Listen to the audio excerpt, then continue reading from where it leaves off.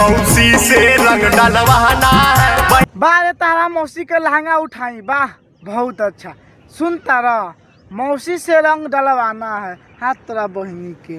पहले के युग में भौजाई से रंग होली खेले के रहत रहा, लेकिन अब मौसी से होली खेले के पड़ी। ए भैया, हमनी पागल नहीं सन कि मौसी से रंग डलवाएम सन, हम तहारा में डालम। बेटा के आदेश टक के साथ घोड़े में अंगुरिया दे हम हक देब साता नहीं। सुन तारा कैसे कहता कि बहन बेटा के आदेश है कि मौसी से रंग डलवाना है। अरे साला हम लोग चुतिया है क्या रे कि मौसी से रंग डलवाएंगे? हैं, हमारे पास भौजाई है, गर्लफ्रेंड है, मेहरारू है, तो उस सबसे रंग खेलेंगे, मौसी से खेलेंगे? साला कहेंगे सर मैम एक चप्पल सर हगा दे हम।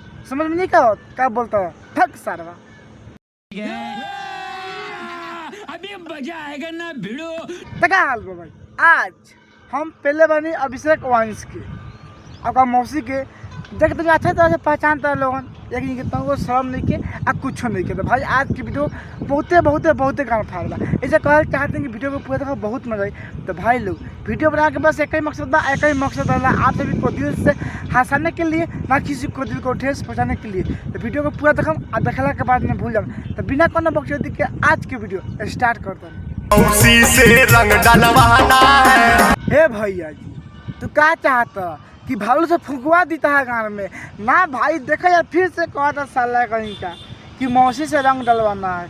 काहे गर्लफ्रेंड के भौजाई के कमी पड़ गल बा?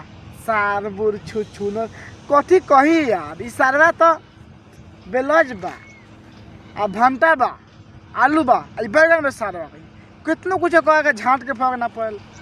आ साला खराब हम नहीं बनी सन। अब बताओ तो मौसी से रंग कौन डलवाता है? साला मौसी माँ के समान होती है, तो माँ से रंग कौन खेलता है?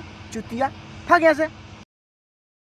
लेकिन एक सेकंड, पूरा फागुनवा प्यार मोहब्बत। सुनता रहा, पूरा फगुनवा प्यार मोहब्बत। ए भैया क्या कर सन, मौसी से कर सन। देख लो भैया, कसम से कहते हैं मौसी के नाम मान लो तो बड़ी हम पेलम। सिंपल सा बात बा, तू अपना मौसी के साथ तू कुछ कर ले ना कर अलग बात बा, लेकिन हमने के मौसी कलर सार इतना माम सन, और मारला के बाद में भूल जाओ सार के हमने मरनी है सन। ये कोनो बात भल? पूरा फागुन में प्यार। चलो सार बताओ तो क्या कहते पूरा भर फागुन प्यार करे के बा?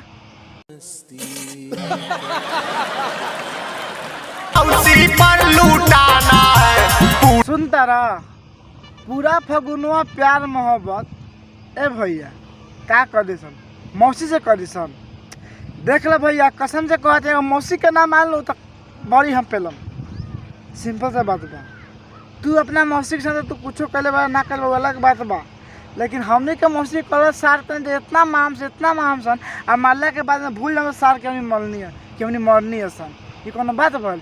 पूरा फागुन में प्यार। चलो सार बताओ तो क्या कहते पूरा भर फागुन प्यार करे के बा? बेटा के आदेश ए हमारा का देश है सारवा कहीं का। ये नहीं सुधरेगा यार, ये नहीं सुधरेगा। आप सभी को पता है एक कहावत है कि लात के देवता बात से ना मानी, वैसे ही सारवा बा।